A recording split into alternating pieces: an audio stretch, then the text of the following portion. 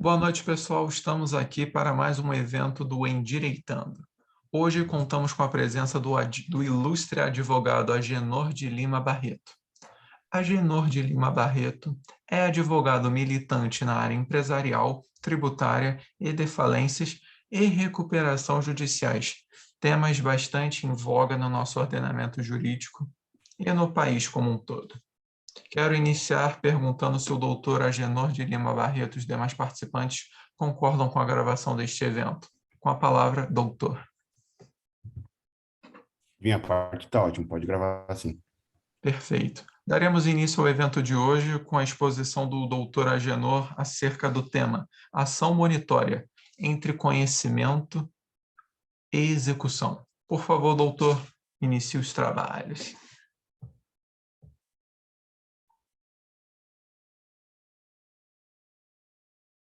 E boa noite ao Juan, boa noite aos demais colegas que estão aqui nessa noite fria aqui. Santa Catarina está gelado hoje. Não sei como é que está no resto do país aí, imagino que não seja tão frio quanto aqui, mas hoje nós temos uma noite bem gelada aqui, aproximadamente uns 18 graus, um pouquinho menos agora, eu acho. Então, por isso estou com essa jaqueta aqui, porque tá frio, tá frio. Vejo aí o Bernardo tá de camiseta, parece.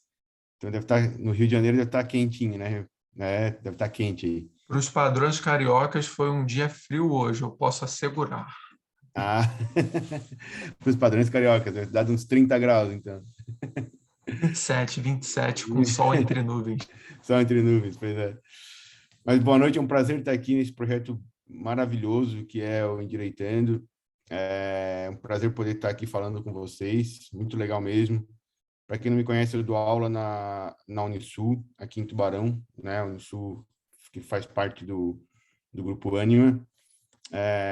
Como o Bernardo já bem adiantou, eu milito bastante na área de direito empresarial, de falências e recuperações, que é uma área que é bastante interessante, uma área que tem uma demanda muito grande, né? Principalmente quando as empresas estão em crise. Isso tem uma coisa que as empresas no Brasil estão quase sempre em crise, né? Então a gente milita nessa área, uma área que eu gosto bastante. E aí convido meus colegas a conhecer melhor a área de recuperação judicial, de falências, a área tributária também, que é uma área bastante interessante. Vejo que tem gente do país, do Brasil todo aqui, né? Gente do Norte, Nordeste, Sul, Centro-Oeste, então Sudeste. É um prazer poder estar falando aqui com vocês nessa noite. Vamos para o nosso tema, então, né? Nosso tema é sobre a ação monitória, né? E para que vocês tenham uma noção, mais ou menos, de como é que seria essa ação monitória, ela começa a ser tratada lá no artigo 700 do Código de Processo Civil. No Código de 73, no código anterior ao que nós temos agora, ela não tinha uma previsão no Código de Origem. Ela foi incluída, a ação monitória, ela foi incluída em 95, pela Lei 9.079, de 1995. Então, só para a gente ter uma noção, quando o código surgiu, o Código de 73, não existia no ordenamento jurídico brasileiro a previsão da ação monitória. Não existia essa previsão. E aí, em 95, o Brasil incluiu no Código de 73 a ação monitória. Bem, no Código atual, no Código de 2015, né, que o pessoal chama de Código Fux, porque o ministro Luiz Fux foi um dos cabeças, foi um dos principais expoentes do Código, ela existe e está no artigo 700. Começa a ser falado no artigo 700. Bem, por que existe, né, a ação monitória? Qual que é a ideia dela, né? A ideia dela é permitir que o credor de uma obrigação, seja a obrigação de pagar, seja a obrigação de entregar uma coisa, ou uma obrigação de fazer ou de não fazer, é permitir que esse credor, que esteja munido, que possua uma prova escrita, só que essa prova escrita não tem força executiva, que ele possa receber, que ele possa obrigar o devedor a cumprir com aquela obrigação mais rapidamente. Então, o grande objetivo é, eu tenho uma prova escrita, um contrato, um cheque, uma promissória, um contrato sem força executiva, como, por exemplo, um contrato sem duas testemunhas, né? Eu tenho um título, esse título perdeu a força executiva, então eu não posso mais propor uma ação de execução, porque ele perdeu a força executiva, e eu quero, né, o cumprimento daquela obrigação, eu preciso do cumprimento daquela obrigação. Se eu preciso do cumprimento daquela obrigação, pensem, eu teria uma única opção, que seria a ação de cobrança, no caso.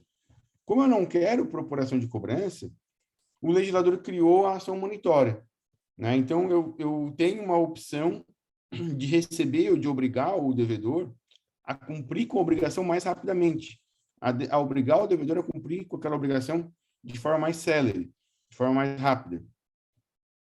E isso, claro, quando o devedor não oferece resistência, porque ele pode oferecer resistência, que a gente vai falar daqui a pouquinho.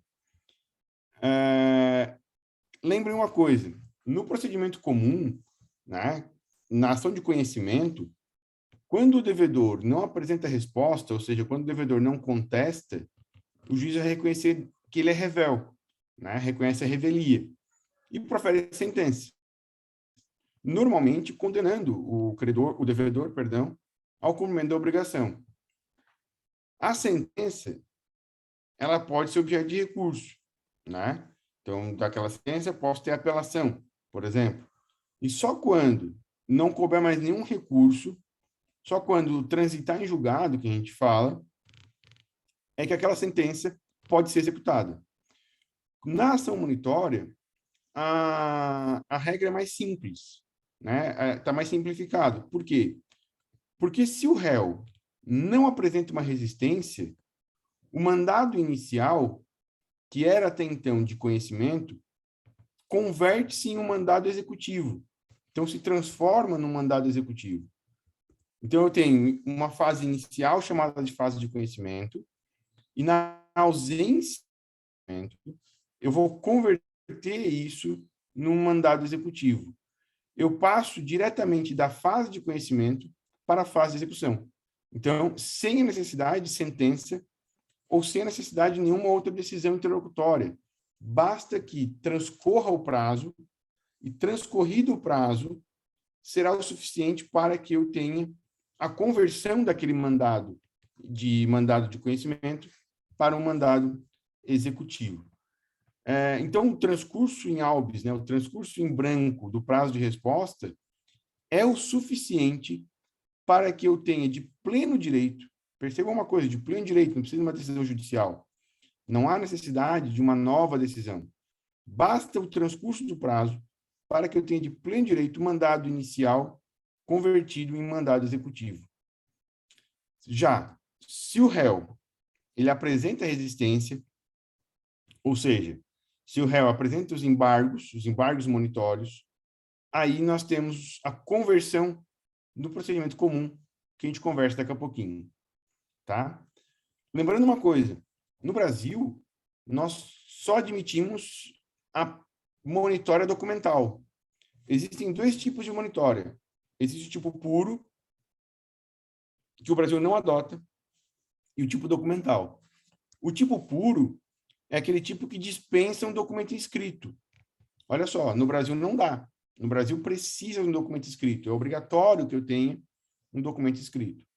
Então, por isso que o Brasil só adota a monitória documental, tá? Apesar de que, aí só um parênteses que a gente tem que fazer aqui, apesar de que, lá no artigo 700, parágrafo 1º, ele possibilita que eu tenha uma prova oral transcrita para uma prova escrita, né? Que eu transcreva a prova oral. Então, é permitido, teoricamente, uma monitória com base em prova oral, mas essa prova oral tem que estar escrita por uma escritura pública, por uma declaração da própria parte, alguma coisa nesse sentido, tá? Lembrem também de um outro ponto, antes de a gente entrar na nossa tese principal, né? Lembrem também que a monitória, ela é facultativa. Se eu posso propor a monitória, eu posso também propor ação de cobrança, porque ela é mais dá mais garantias ao réu. Então, a ação monitória, daqui a pouco a gente fala melhor sobre isso, ela está no meio termo, né? Entre ação de conhecimento e ação de execução. Ela tem as duas fases dentro dela. Então, se eu posso propor ação monitória, eu também posso propor ação de execução. Opa, desculpa, ação de conhecimento. De execução eu não posso, porque eu já perdi o título executivo, né? Mas eu posso propor ação de conhecimento, tá? E aí, como é que funciona? Quais são os requisitos que a gente vai ter de uma ação monitória? Os requisitos estão no artigo 700. Lá no artigo 700, nós temos os requisitos para a ação monitória, que são, primeiro, eu vou ler para vocês os 700, não gosto muito de ler, mas é importante que a gente faça essa leitura rapidinho. Artigo 700 diz assim, a ação monitória pode ser proposta, percebe que ela pode ser proposta, por aquele que afirmar, com base em prova escrita, sem eficácia de título executivo, ter direito de exigir do devedor capaz. Então, olha só, alguns requisitos que foram incluídos nesse código. Primeiro, o devedor da monitória tem que ser um devedor capaz. Eu não posso ter uma monitória para um devedor incapaz. E não importa de qual capacidade que a gente está falando. Não importa se falamos a capacidade relativa, do artigo 4º do Código Civil, não importa se estamos falando da capacidade absoluta, do artigo 3º do Código Civil. Se o devedor é um devedor incapaz, eu não posso propor ação monitória. O artigo 700 veda a propositura de ação monitória contra o devedor incapaz. Detalhe, não é que o devedor incapaz não pode ser autor, ele pode. O que ele não pode ser é réu numa ação monitória, tá? E aí diz o inciso primeiro. Então, eu quero exigir o que desse devedor capaz? Primeiro, o pagamento de quantia em dinheiro. Eu quero exigir que ele me pague dinheiro. Então, eu tenho lá um contrato, eu tenho um título executivo que perdeu a força executiva e eu quero exigir que ele me pague R$1.000. Eu posso propor uma ação monitória. É aí pelo inciso primeiro que a gente vai falar. Inciso segundo, a entrega de coisa fungível ou infungível ou de bem móvel ou imóvel. Eu quero que ele me entregue um bem imóvel, um cavalo, um carro, uma bicicleta. Eu posso propor uma ação monitória. Eu quero que me entregue um bem imóvel, uma casa, um apartamento, um terreno. Eu posso propor ação monitória também. Certo? Então, a ideia aqui é, no inciso segundo, eu quero que ele faça alguma coisa, seja um bem fungível, uma coisa fungível ou infungível, um bem imóvel ou um bem imóvel. E o inciso terceiro diz o adimplemento de obrigação de fazer ou de não fazer. Em resumo, galera, isso aqui está lá dentro de obrigações. Se a gente for lembrar obrigações, a matéria de obrigações, né? Isso aqui está lá dentro de obrigações. Por quê? Porque eu tenho basicamente a obrigação de dar, que é o parágrafo 1º e 2º, obrigação de fazer e de não fazer, que é o parágrafo 3º. Obrigação de dar na modalidade de coisa certa, dinheiro, né? Dinheiro é coisa certa. Coisa móvel e imóvel, também é coisa certa. Ou o adimplemento de uma obrigação de fazer ou de não fazer, que também é coisa certa. Também é coisa... desculpa, que é de fazer ou de não fazer, desculpa. Que é a obrigação de fazer ou de não fazer. Então, vamos lá. Primeira coisa que a gente tem que ter, um documento escrito. A lei exige que esse documento esteja, que essa obrigação esteja comprovada por um documento escrito. E esse documento escrito é um documento sem força executiva. Se eu tenho, né, uma ação monitória sem documento escrito, eu tenho uma carência de ação, porque eu vou utilizar uma via inadequada. Tá? Eu tenho uma carência de ação porque eu vou usar uma via inadequada. Sobre isso, a gente tem uma súmula 299 do STJ. A súmula 299 do STJ diz assim: é admissível a ação monitória fundada em cheque prescrito. Então, eu posso propor uma ação monitória fundada num cheque prescrito. Tá? O que mais? A gente tem que lembrar também que, num primeiro exame, né, numa primeira fase, o juiz ele tem que se convencer desse documento. Por quê? Porque é um documento que vai que ele vai assinar, que ele vai dar força executiva para esse documento de uma forma que ele vai determinar que o réu cumpra a obrigação, né, no mandado executivo. Então, em um primeiro momento, no primeiro exame, e sem a oitiva do réu, o juiz vai ter que se convencer desse documento, vai se convencer da possibilidade de existência daquele crédito. Se convence, então, de que aquele crédito realmente é um crédito existente, tá? Então, por isso tem que ter esse cuidado, né? De que essa ação, na ação, eu tenho que ter um documento idôneo, um documento suficientemente idôneo para que eu possa propor a minha ação monitória, tá? Pode ser um contrato, pode ser um cheque, pode ser uma duplicata, pode ser uma nota promissória.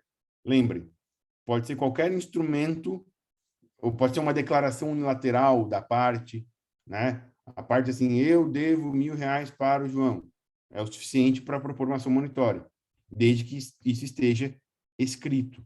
Desde que isso esteja escrito. Não falamos aqui, tá? Não falei, mas surgir qualquer dúvida, pessoal, você tem liberdade total aí para liberar o microfone ou para mandar aqui no chat as dúvidas, por favor. Qualquer dúvida, pode falar, Bernardo, desculpa. Acredito que o pessoal está absorvendo todo o conteúdo porque é uma aula riquíssima. Eu só estou aqui anotando, até fechei a câmera para fazer os apontamentos. Mas ao final, pessoal, será aberto espaço para dúvidas. Fiquem tranquilos. Toca Obrigado, o obrigado. barco, mestre. Obrigado, Bernardo. O que mais que a gente tem que ter? Os documentos, claro, o documento não pode ter força executiva, tá? Para que eu proponha uma ação monitória. Se eu proponho uma ação monitória com um documento com força executiva, está errado. Eu tenho que propor uma ação monitória com um documento sem força executiva. É por isso que eu preciso, então, propor a ação monitória com documentos sem força executiva. O devedor tem que ser capaz, eu já falei, né? Tranquilo. E o que mais? Qual que é o procedimento, né? Como é que funciona a ação monitória? Como é que eu vou organizar ela?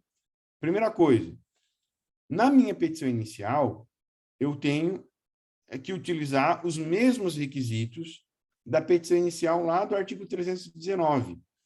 Então, lá no artigo 319, ele vai dizer que eu tenho que direcionar para um juízo, vai dizer que eu tenho que qualificar as partes, autor e réu, vai dizer que eu tenho que falar sobre os fatos, vai dizer que eu tenho que falar sobre o fundamento jurídico e direito, provas, pedido de audiência de conciliação ou não, e o valor da causa, né? Então, eu tenho lá uma série de requisitos que eu tenho que cumprir lá do artigo 319.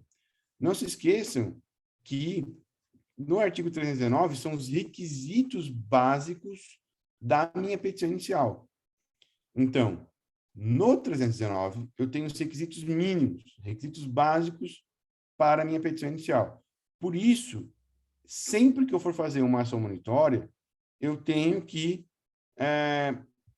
olhar o 319 e o 320, tá? O 320 fala das provas, né, dos documentos que eu tenho que juntar, e o 319 fala dos requisitos base da minha petição inicial. Então, e também a única coisa a mais que eu tenho que fazer na petição inicial da monitória é requerer a expedição de mandado de pagamento, de entrega de coisa, ou para execução de obrigação de fazer ou de não fazer. Tá? Claro, eu tenho que dizer a importância devida, né? Memória de cálculo, me deve R$1.000. Como é que eu cheguei nesses R$1.000? Cheguei nos R$1.000 fazendo o cálculo dessa forma. Tem que juntar o cálculo, instruindo com a memória de cálculo, como eu falei, né? O valor da causa tem que ser atualizado, né? E tem que juntar a documentação correspondente comprobatória, tá?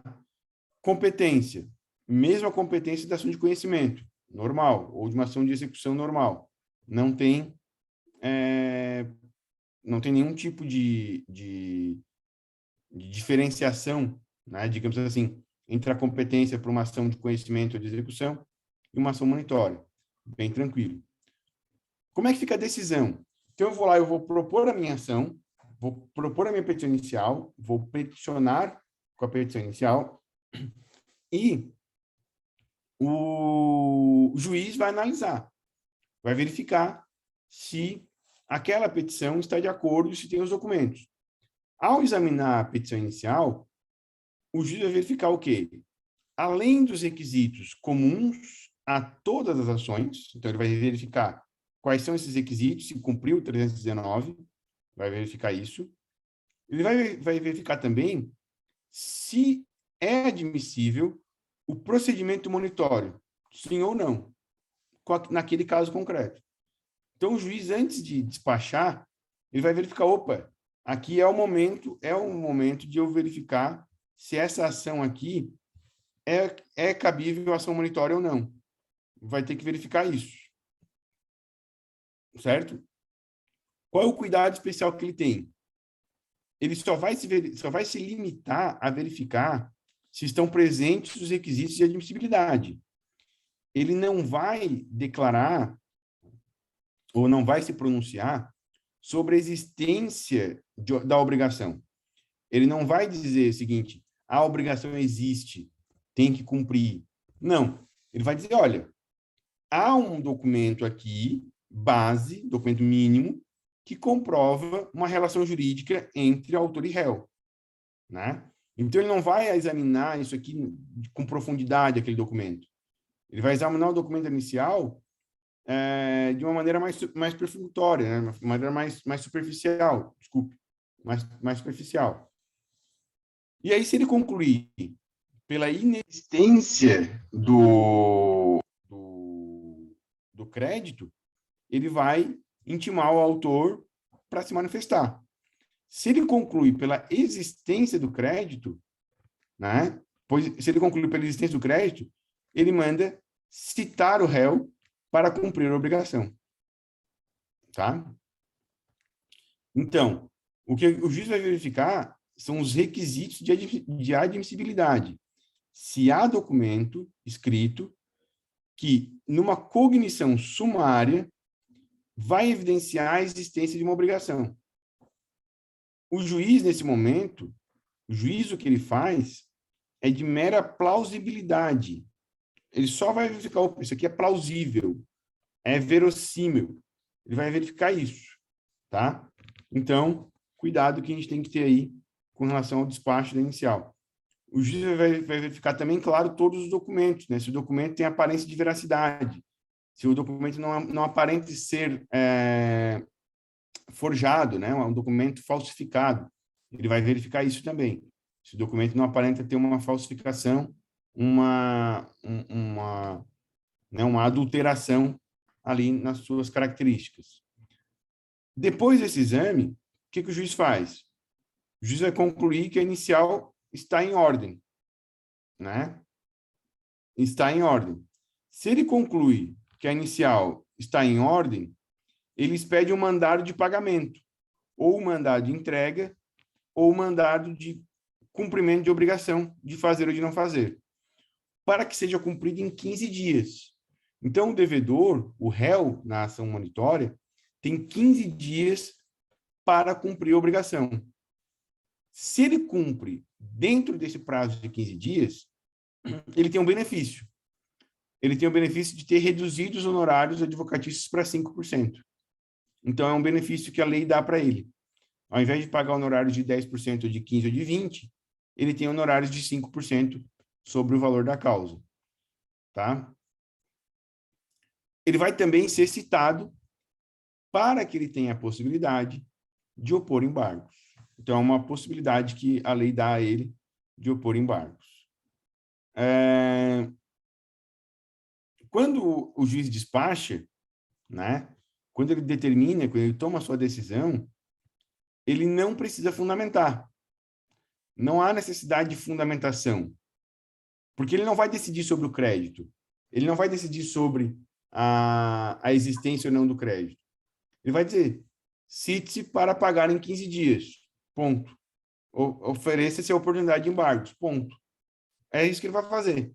Sem analisar de maneira muito profunda, sem ir muito a fundo sobre as minúcias do documento, né? Sobre a existência ou não do crédito. Lembra, ele não vai analisar a existência do crédito, em hipótese alguma, nesse mandado, nessa decisão inicial.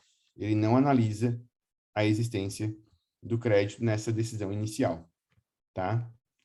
Aí a doutrina diverge, discute sobre a natureza jurídica dessa decisão, né? A doutrina vai decidir, vai discutir sobre a natureza jurídica dessa decisão. Tem gente que entende que a ação monitória é um processo, tá? Tem gente que entende que a ação monitória é um processo. Tem gente que entende que a ação monitória é um procedimento. Tem doutrina que entende que a ação monitória é um processo, tem doutrina que entende que a ação monitória é um procedimento. Para aqueles que entendem que a ação monitória é um processo, né, que não se confunde com de conhecimento nem com de execução, a decisão inicial é uma decisão interlocutória. Então, percebam, a doutrina que entende que a ação judicial, que a ação monitória é uma nova ação judicial, que não se confunde nem com conhecimento, nem com execução, vai entender que a decisão inicial ela é uma decisão interlocutória. Contudo, parte da doutrina também entende que a ação monitória ela não é um novo tipo de processo, mas sim um processo de conhecimento de procedimento especial. Opa, olha só, processo de conhecimento de procedimento especial. E aí, a natureza jurídica dessa decisão vai variar muito. Por quê? Porque alguns vão dizer que a natureza jurídica dessa decisão judicial é uma simples decisão, um simples despacho, uma simples decisão que o juiz toma para que o processo siga para frente, né? Se o réu opor embargos ou resistir ao cumprimento do mandado, a decisão não tem eficácia de título executivo. Se o réu resistir, a decisão não tem eficácia de título executivo. Se o réu não resiste, a decisão converte-se em título executivo com força e eficácia de sentença. Então, olha só, para aqueles que entendem que eu tenho uma decisão, um processo de conhecimento, processo de execução e processo monitório, ou seja, que eu tenho um processo, a decisão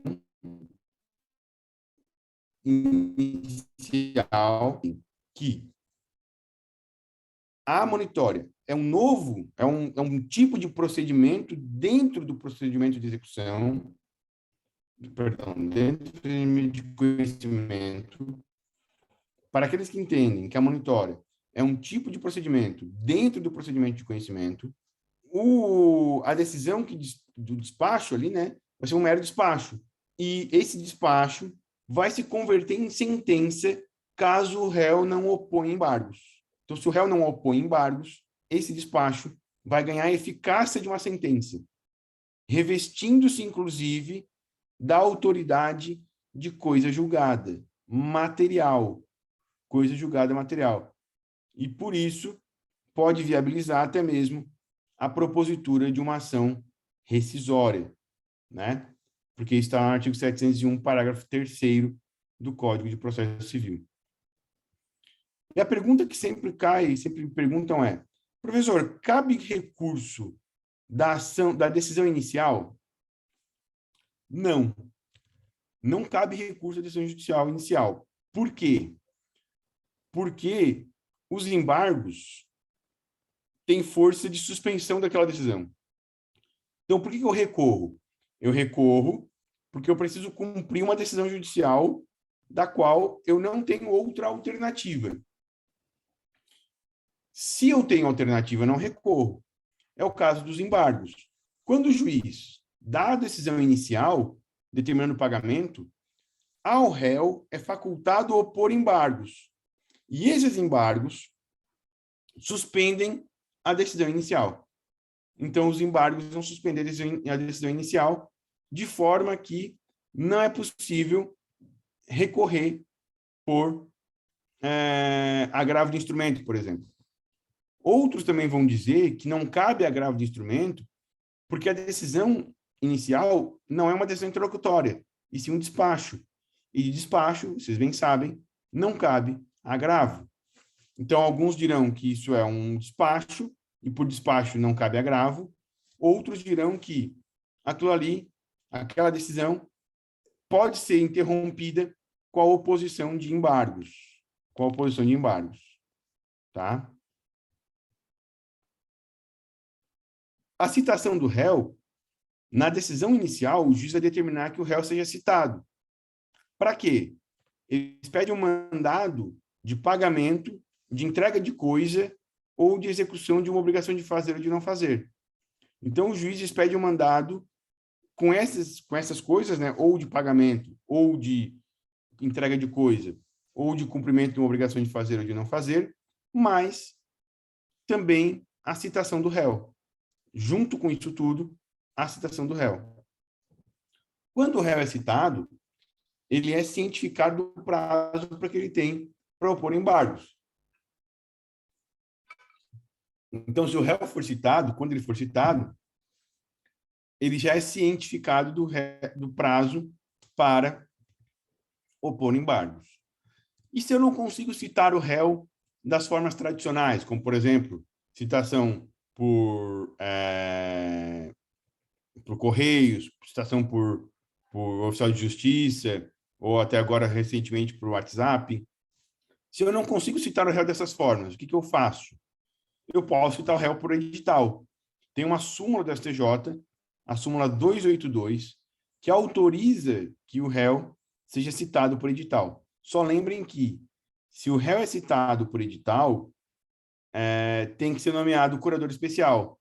É obrigatória a nomeação de um curador especial para o réu citado por edital, tá?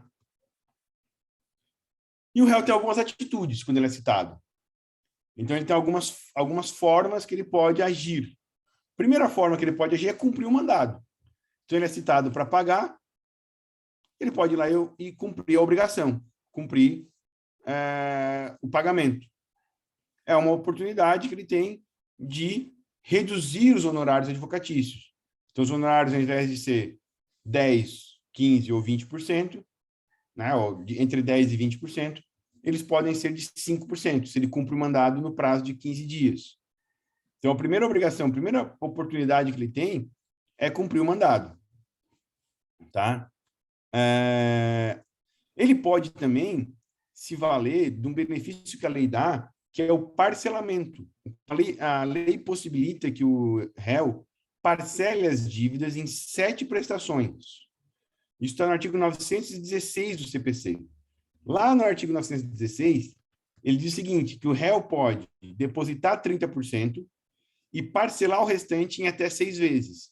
Então, dá uma entrada de 30% e o restante é parcelado em até 6 vezes. Opção do réu de parcelar sim ou não.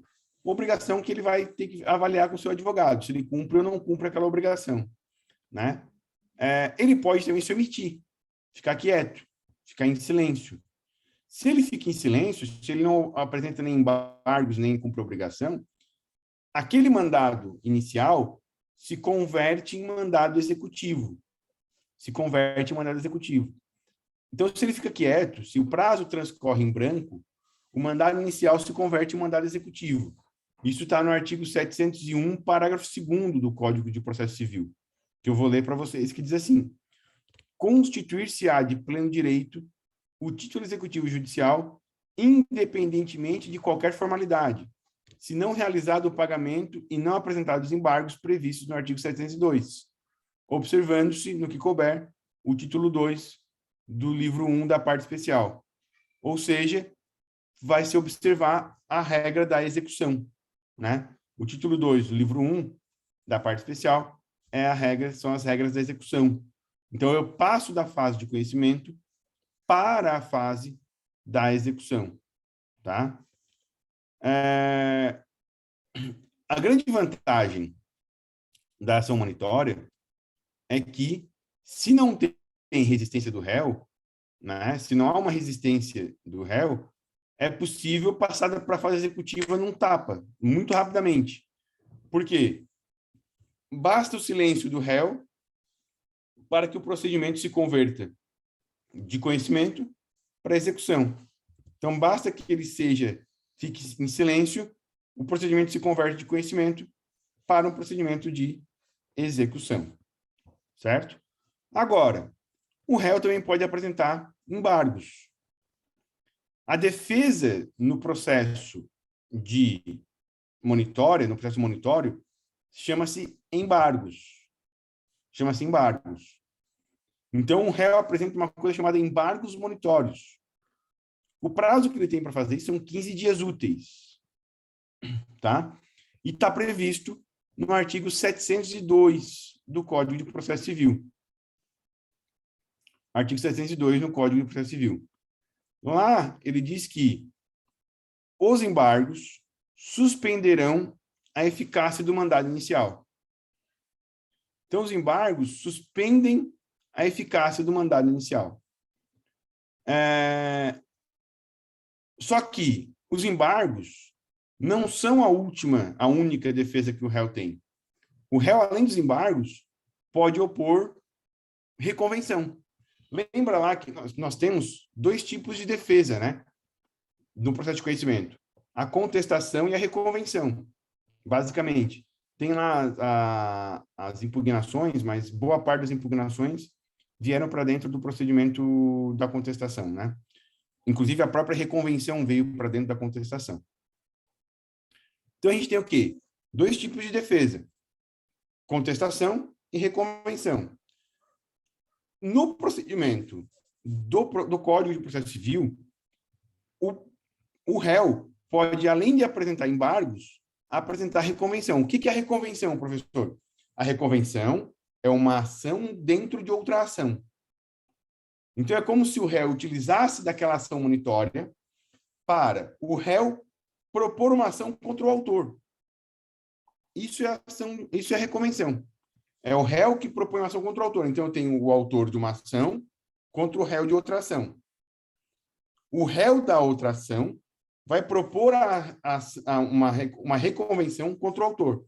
É como se as figuras se invertessem. Eu tenho autor contra réu, na outra fase eu tenho réu contra autor. Tá? Réu contra autor. Então, isso tem até uma súmula também do STJ, que é a súmula 292. A súmula 292 trata o quê? Diz que a reconvenção é cabível na ação monitória, após a conversão do procedimento em ordinário. Então, lá no artigo 702, parágrafo 6º, ele admite expressamente a reconvenção, pegando aí um gancho na doutrina, na jurisprudência do STJ. Tá? Na doutrina e jurisprudência do STJ. Perfeito? Os embargos monitórios têm a natureza de quê? Os embargos monitórios vão ter a natureza de ação autônoma. Então, eles têm natureza de ação autônoma porque são chamados de embargos monitórios. Os embargos monitórios, eles inauguram a fase de conhecimento da ação monitória. Então, eu vou ter a minha ação monitória e quando eu opor os embargos monitórios, ele abre a fase de conhecimento. E, a partir dali, o procedimento será o procedimento de conhecimento. Se não apresenta embargos monitórios, a partir do silêncio, o procedimento será de execução. Se apresenta os embargos monitórios, a partir da apresentação dos embargos, o procedimento será de conhecimento. Tá? Ao final, o juiz ele profere sentença. O juiz profere sentença. A sentença judicial, caso haja embargos, né? Se houver embargos, o juiz vai proferir uma coisa chamada sentença.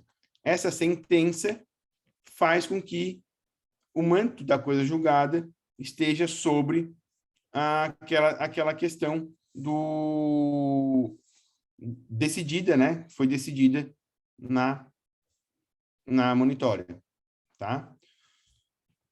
E aí nós vimos todo o procedimento, né? Começa a monitória com a petição inicial, o réu é citado para ou cumprir a obrigação ou opor embargos.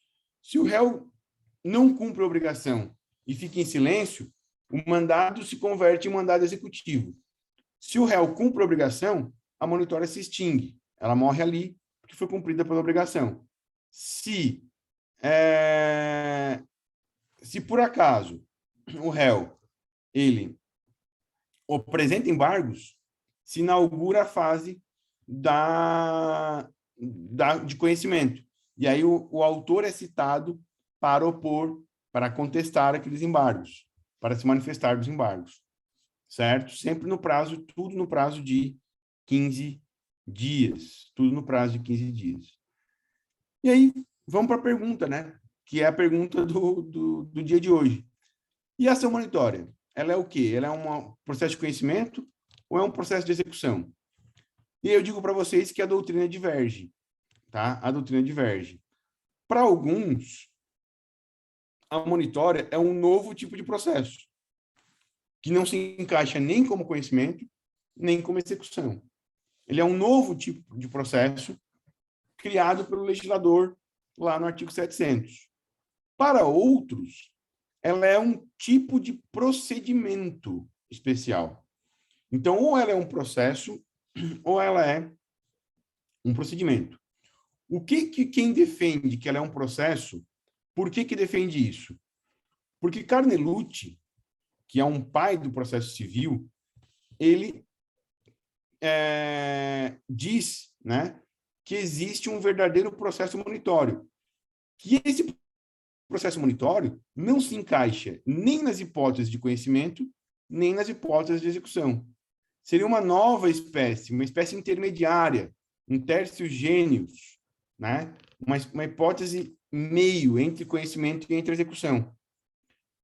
E ela começa como processo de conhecimento. Se não houver resistência, ela termina como um processo de execução. Então, numa ação monitória, conteria as duas fases. As duas fases. Por que isso não é o ideal? Não parece correto. Por quê? Eu, inclusive, não me filio nessa parte da doutrina. Porque o processo de conhecimento, ele também tem duas fases. O processo de conhecimento ele tem a fase de conhecimento e depois vai ter a fase de cumprimento de sentença, que nada mais é do que execução. Uma fase de execução. Então, dizer que o processo de conhecimento, processo monitório, ele é um novo tipo de processo, é dizer que o processo de conhecimento também é um novo tipo de processo, o que não me parece adequado, não me parece correto. E o que eu me filio, então? Que a doutrina também se filia, uma parte da doutrina também se filia. Se filia que a ação monitória ela é uma ação de conhecimento de procedimento especial. Então, a ação monitória é uma ação de conhecimento de procedimento especial. Por quê? Porque se não houver resistência do réu, constitui a decisão de pleno direito em título executivo judicial e passa para a fase de execução, sem sentença. Sem sentença. Se houver os embargos, né? Se houver os embargos, inaugura a fase de conhecimento, continua o rito de conhecimento. E com essa continuidade, e essa sentença faz com que o autor possa continuar nela com o cumprimento de sentença, né?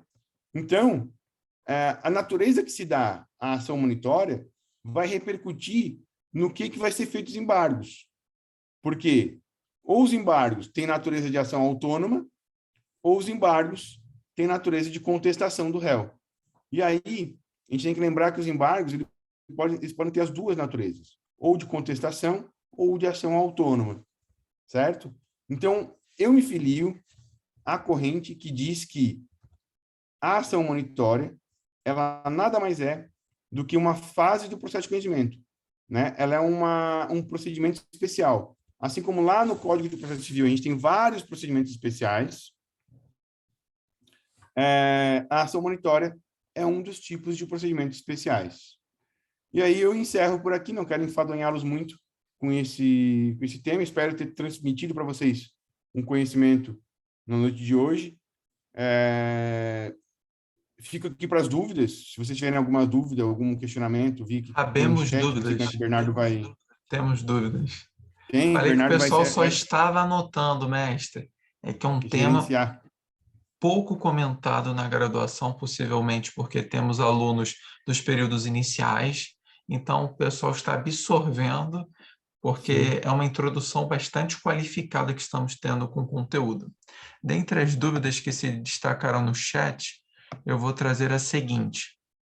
Nossa amiga Kelly Cândido trouxe a seguinte colocação. Kelly, você gostaria de formular a pergunta ao professor Agenor?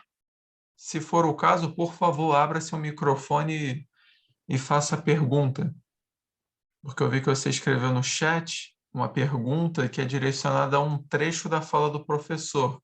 Ela escreveu o seguinte: o edital no juizado especial cível não é Sim. permitido. Boa noite, Kelly, boa professor noite, tudo Agenor. bem? Ah, diga, Kelly, por favor. Fala. Trouxe uma colocação que, na verdade, acho que é bem...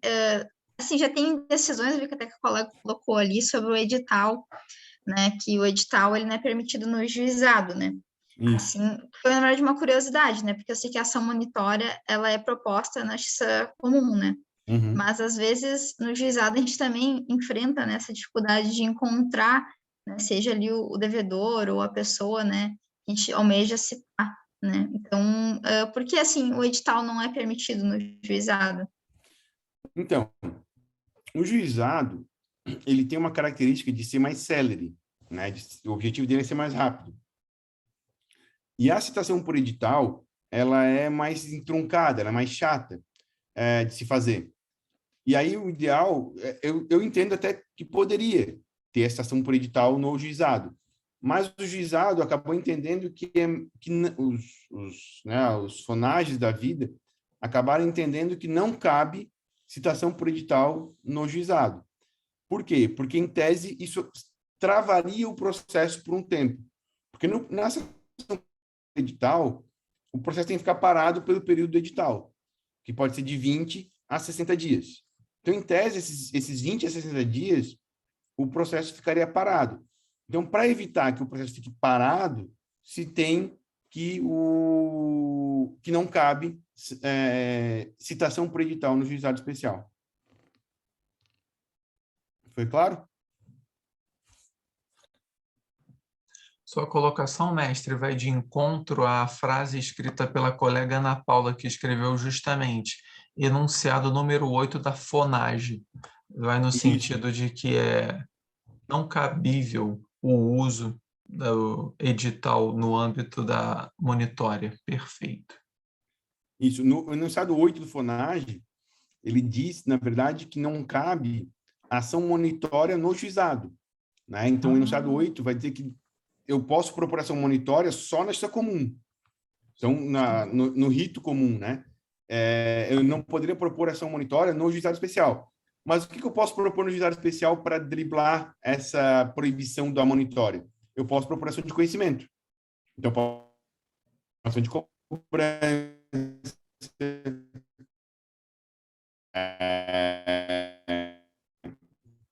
enfim, outro tipo de ação que não seja monitória. Então, não cabe monitória, é o que diz o enunciado 8 do FONAGE, mas cabe ação de cobrança. Eu poderia propor ação de cobrança. Vi que a Kelly levantou a mão. A Kelly parece ser uma estudiosa da temática. Por favor, Kelly, traga suas dúvidas, que podem ser as dúvidas de outros. Sim, professora, eu vi que recentemente também, sobre a ação monitória, vem sendo discutido bastante o uso das conversas do WhatsApp como prova. Uhum. Então, eu vi que no Rio Grande do Sul tem um debate, né? Como eu pesquiso bastante no jurisprudência do Rio Grande do Sul, eu vi que tem um debate bem grande, porque teve alguns juízes que reconheceram, né, a ação monitória baseada em conversas do WhatsApp, e teve outros que não, porque eles queriam, por exemplo, que a pessoa comprovasse a originalidade da dívida, né? Ou seja, por uma ata notarial, por uma nota fiscal, né, ou algo do gênero. Não sei se tu teve algum caso, assim, que fez uso de conversa WhatsApp, ou tu conhece, e qual que é o teu entendimento também, teu posicionamento sobre essa situação? Sim, a conversa pelo WhatsApp, ela é possível, na minha visão, porque Exatamente porque é o seguinte, na ação monitória, basta que eu tenha a prova escrita. O código, em nenhum momento, fala como que essa prova tem que ser escrita. Basta que tenha escrito. Se eu tenho uma conversa pelo WhatsApp, eu posso pegar aquela conversa, transcrever ela numa ata notarial e ela se transforma numa prova escrita, suficiente para ação monitória. E aí o réu, se ele quiser opor embargos, ele que opõe embargos, diga, olha, isso não é meio assim, ele que explique isso judicialmente. Então ele vai dizer, ó, essa conversa é fora de contexto, a conversa na verdade não é essa aqui, ó. Ele pode trazer a conversa, porque o réu também tem a conversa em tese, né? Então, a conversa de WhatsApp seria suficiente. Inclusive, eu tinha um caso aqui em Santa Catarina, bem parecido com esse, Kelly, de uma conversa de WhatsApp que a gente faz. Pede para transcrever numa ata notarial, converte ela numa ata notarial e usa como prova numa ação uma ação monitória. Bem tranquilo.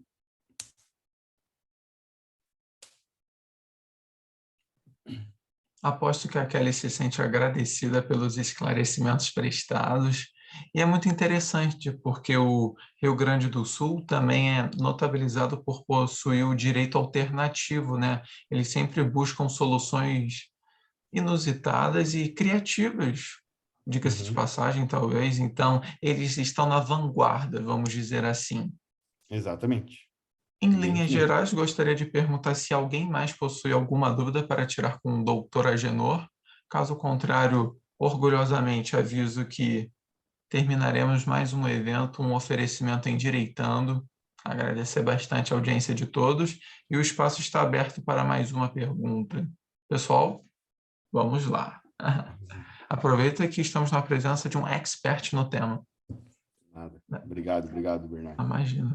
É que, na minha humilde opinião, o pessoal, por estar nos períodos mais iniciais, assim como eu estou revisando lá no início, é um tema que você diria está no top 5 temas em voga no ordenamento, mestre Sim, sim. Agenor? Monitório é um tema um tema que as pessoas esquecem de usar, porque